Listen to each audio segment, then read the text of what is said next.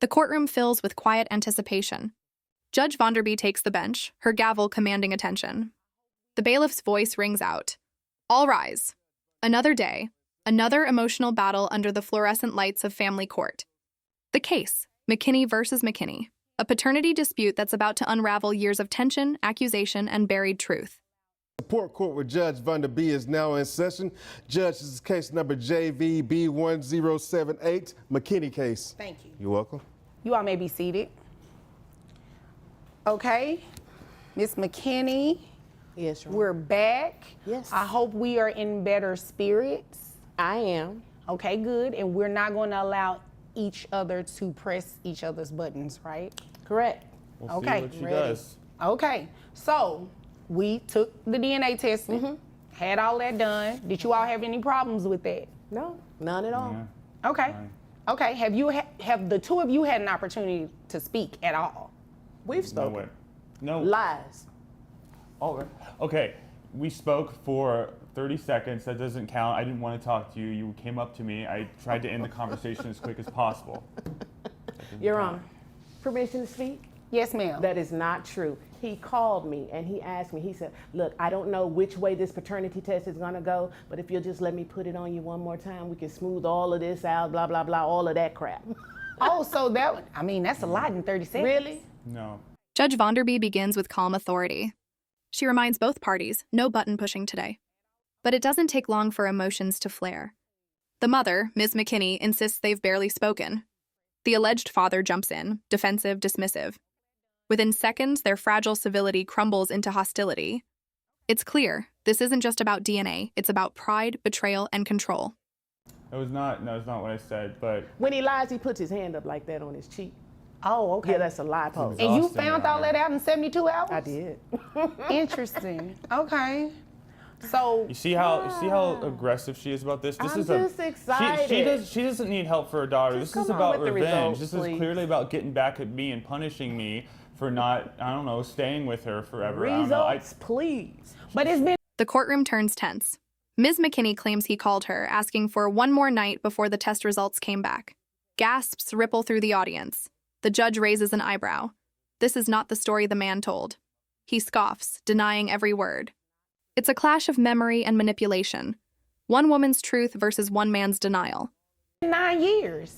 I know it's been, it's odd timing, isn't it? Right when I have a fiance and have a son, that's when she chooses to do this? Isn't that kind of odd timing here, Your Honor? I mean, the timing does seem a little interesting. I just came to the realization that, hey, I can do it alone, but I don't have to do it alone. If he's taking care of his other son and his fiance, that's fine. I don't need him to take care of me or my daughter, but it would. Now he fights back. His tone sharpens. He accuses her of revenge. He believes she's weaponizing paternity to destroy his new life, his fiancé, his peace. The judge listens carefully. The timing, as he points out, is suspicious. 9 years later, suddenly a test. Suddenly a case. Suddenly the past won't stay buried. Be the right thing to do, and that's what he's going to do. And If he's the father. He's the father. Okay, and you're sure of that? Yes, Your Honor. Okay, all right. All right, well, I mean, bailiff, we have those results. Got your cashier's check? Because I don't want a That's personal not check. nice. Well, I'm just saying. You Ms. McKinney's voice softens. I can do it alone, she says. But I shouldn't have to. Her words echo through the courtroom, part pride, part pain. She's not asking for love, only acknowledgement. If he's the father, she wants him to do what's right. The judge nods. At last, the focus shifts back to the truth. can't say that to him yet, though. Okay. We All don't right. know if he's even going to be the father to pay child support. I know. But if you are indeed the father, I wouldn't recommend you make a payment today because the order would just be being signed today. Is there an appeal process even if I am the father? What would you be appealing exactly? I don't think that based on the way she's been treating me and based on her selective choice of when to bring this issue up in order to, harm my relationship with my family, I consider that a form of harassment. And I feel like I should be able to file maybe a restraining order, and that would prevent me from, if I had a restraining order against her, that would prevent me obviously from having to pay for her child support, wouldn't it? What is that a restraint?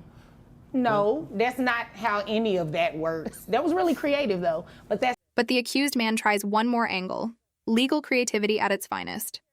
He asks if he can file a restraining order to avoid child support. The courtroom breaks into quiet disbelief. Even the judge can't help a half smile. "That's not how any of this works," she says, shaking her head. Then her tone turns serious. It's time for the DNA results. The truth everyone's been waiting for. What did they say? What? You hear that? What'd you say, Your Honor? You Remember? laughed at that.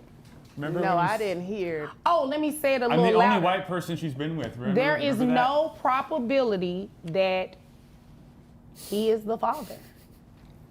Okay, so first of all, no disrespect to you, but the letter looks a little sketchy. Okay. It wasn't in a It's got legal writing on size it. envelope. That's why it's sketchy. So, and I don't trust him because his uncle is an attorney, okay? And his Okay. uncle can do What does all that have to types do with of anything? stuff. You know what I'm saying? The air thickens.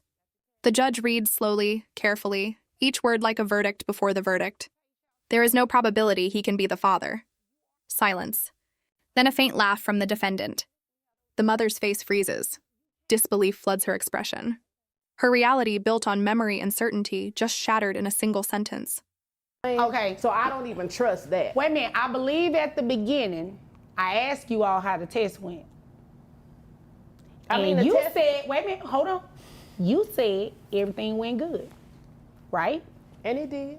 And it That's what she did, said. and it was fair that day, right? Yes. They swabbed her mouth correctly. The person appeared to be wearing PPE and the person appeared to work, you know, for that service. And the test itself went well, but behind the scenes, Your Honor. And it a lot appears goes that on. these results are directly from the testing place. And he's not the father. He is the father. Let me tell you why. Let me tell you why, Your Let Honor. me tell you not. No, he's not. He's the father. He's not. So you're going to you're lost. going to argue with DNA testing. Your Honor, he is the father. 72 hours. He has He a tattoo is not on the his private father. parts. He was He the only is one not there. I the know father. He is not the father. Show How me your many tattoo. times do I have to say that? No, I don't want to see a tattoo. All I want to see was these numbers to see what the probability was going to look like of him being the father. He is not the father. Ms. McKinney pushes back, claiming the test is fake. She blames his uncle, an attorney, for tampering. The judge frowns. None of this was mentioned before. The bailiff glances toward the paperwork. Everything appears legitimate. The judge reminds her she confirmed the test went smoothly. But now, doubt, deflection, denial. The tension climbs again, almost unbearable. Now, That was way too much, by the way. You have a tattoo. excuse me, you know what? I don't even see why you all need to be having a conversation right now. I agree. Can we you do a are not the retest? father, which means that you will not be placed on any type of child support or anything today. Now, you, Miss McKinney, you do have the right to petition someone else who you may think is the father. There is no one else, Your Honor. It was him. He has a tattoo on his private part. I was with him and the tattoo for 72 hours. I know what I felt. I know what I saw. Okay, it was him. Well, there is a probability of something else, though. Okay. You were probably with somebody else, too, within that previous 72 hours. Oh, Your Honor, you tried it. There's no shade, just facts. It's very possible. It's So, He repeats it firmly. He is not the father. She shouts back, "Yes, he is." Voices overlap. Accusations fly. The judge raises her hand, but neither side listens. It's chaos. Then, with finality, the judge's tone cuts through the noise. "He is not the father." The gavel slams. Case facts outweigh emotion, no matter how deep the hurt. very likely. How is it possible? Because there were like 6 or 7, 8 hours stretches during that time where I didn't see you or know where you were. I don't know what you were doing. You know what? Maybe I'll give you the benefit of the doubt. Maybe you don't even remember this other guy. It's possible with the rate you were going in those days. So I'm willing to grant you that you may not have been lying. man. You may Okay. not have been lying about thinking that I was the only white guy you were with. Well, just answer my question. Do you have a tattoo on your private part? I have a birthmark that kind of looks like a bird. Maybe No, that's it what you says thought. Mississippi Long. Do you have that tattoo? okay, No. well, you know what? This is what we're Never about to been to do. Mississippi. This is what we're about to do. At this rate, we're not getting anywhere. I've already said what the results were, which means I'm dismissing this case. You are more than welcome to bring another case. And if his account is true that you don't remember, you can bring But Ms. McKinney refuses to accept it. She insists there's no one else. Her voice cracks with desperation. She describes a tattoo, proof, she says, of their intimacy. The man denies it again, claiming it's just a birthmark. The courtroom devolves into disbelief and awkward laughter. Even the judge has heard enough. "We're not getting anywhere," she sighs. The results stand. Case dismissed. Another case after that. But the court is here to assist you. So if there are no more questions and nothing further, which it shouldn't be, you all are dismissed. Hell no, it shouldn't be. Whatever. You got a tattoo. The ruling is final. The man walks out vindicated. The woman remains frozen, still fighting a truth she can't bear. The gavel echoes one last time, a symbol of closure she may never feel. The judge's final words hang in the air, calm but cold. The DNA doesn't lie.